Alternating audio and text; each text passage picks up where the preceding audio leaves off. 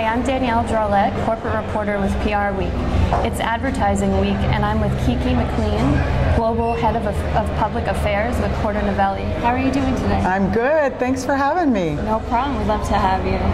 So you're going to be paneling on political advertising. Can you talk a little bit about how it's important for 2012 campaigns to focus on targeting and cable? Well, targeting and cable is a big piece of understanding how you use your resources to reach the audience you really need to.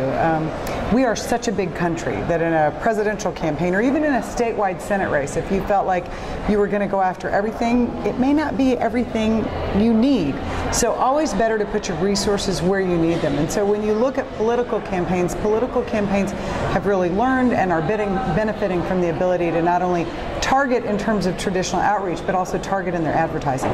Great, and also looking ahead to the 2012 political campaigns, can you talk a little bit about how PR and advertising will sort of be competing for those political dollars? Well, I'm not sure that they're going to compete. I think the successful campaigns will integrate them. I don't think it has to be one or the other. I think it has to be how one enhances the other. You know, great advertising without a great narrative, particularly in a political campaign when it's about the leadership of a person, has to go hand in hand. You can have fabulous ads and lose a campaign. You can run a wonderful field and outreach effort on a campaign, but without the right advertising behind it, it collapses. And that's why the really integrated approach is going to be what you see in the most successful campaigns in 2012. Great. Overall, with PR, can you talk about what you think we'll be seeing 2012 versus what we saw in 2008? Well, you know, it's interesting. I think political campaigns may be the first place PR began, right? With the town criers giving speeches out on stumps and in court squares all over the country. But I think what we're seeing now is the increased use of even more platforms. So social media, paid advertising, direct marketing, right? Street marketing, now word of mouth marketing. And some of those in their most pure form were really created in political campaigns and adopted in the corporate world, and then some in the other direction. But I think what's really interesting this year to pay attention to is, particularly at the presidential campaign level, this is no longer an issue of will campaigns be funded enough? It's really going to be how you use those resources. So do you have enough money to have advertising?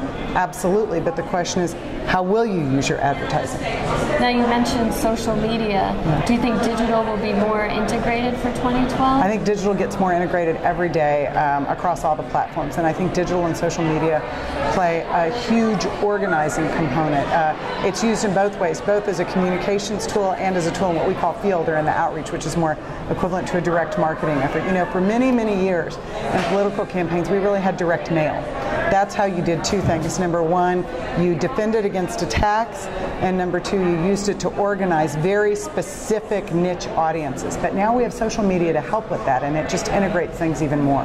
Excellent. Well, I appreciate you taking the time out with us today. I was glad to be here. Thanks for having me. Thank you.